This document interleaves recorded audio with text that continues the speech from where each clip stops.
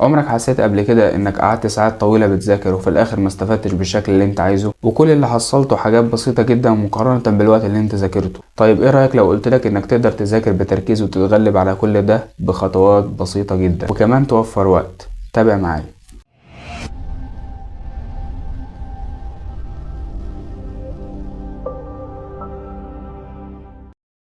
السلام عليكم ورحمة الله وبركاته. أهلا بك يا صديقي في حلقة جديدة. لو أنت متعرفنيش، أنا كمال سليمان وأنت بتتفرج على قناة رحلة الإنتاجية. أغلبنا لما بيذاكر بيتشتت بسهولة بين إشعارات الموبايل ومواقع التواصل الاجتماعي وحتى التفكير في حاجات تانية كتير. الحل بسيط وهو التركيز. خليني أقول لك خطوات بسيطة وفعالة. أول حاجة يا صديقي، لازم إنك تختار وقتك الذهبي.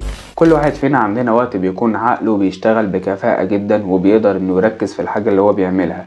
اغلبنا بيكون الوقت دوت من بعد صلاة الفجر لحد الظهر، وبعضنا طبعا بيكون الوقت دوت هو بالليل. فانت لازم انك انت تجرب هنا وهنا وتشوف عقلك بيشتغل بكفاءة في انهي وقت فيهم، والوقت دوت هو اللي انت هتركز على انك تذاكر فيه. الحاجة اللي بعد كده لازم تجهز بيئة مريحة للمذاكرة. ابعد كل المشتتات عن المكان اللي انت بتذاكر فيه، لان زي ما عارفين المشتتات بتقلل التركيز، وزي ما عارفين المشتتات بتستهلك طاقة من عندك علشان خاطر تتغلب عليها. ابعد كل المشتتات عنك اثناء المذاكرة، ولو انت بتستخدم تليفونك في المذاكرة فاقفل كل الاشعارات. وطبعا زي ما احنا عارفين كل ما قلت المشتتات كل ما زاد التركيز، فالقاعدة دي مهمة جدا. كل ما هتقلل المشتتات حواليك كل ما تركيزك هيزيد في الحاجة اللي انت بتعملها. وكمان المكان اللي انت بتذاكر فيه لازم يكون هادي واضاءته كويسة. صدقني الحاجتين دولت بيفرقوا جدا، الهدوء والاضاءة الكويسة.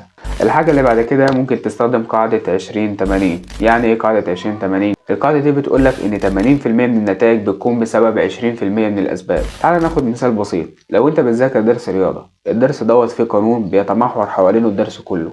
القانون دوت هو عبارة عن 20% من الدرس كله، بس لو انت ذاكرت القانون ده وفهمته كويس هتبقى فهمت حوالي اكتر من 80% من الدرس كله. يبقى معنى كده انك تركز على القانون دوت عشان تطلع باكبر فايدة في وقت اقل. في الحالة ديت انت طلعت بفايدة كبيرة في وقت اقل. والقاعدة دي انت ممكن تضيفها في اي حاجة في حياتك، انك تركز على 20% المهمين اللي هيضمنوا لك 80% من المجمل. صدقني هتفرق معاك جدا. الحاجة اللي بعد كده، كافئ نفسك. بعد كل جلسة مذاكرة حاول تكافئ نفسك بحاجة بسيطة جدا، زي مثلا انك تعمل لنفسك كوباية شاي او كوباية قهوة، او تخرج تشم هوا شوية في 5 دقايق كده وترجع تاني عشان تكمل.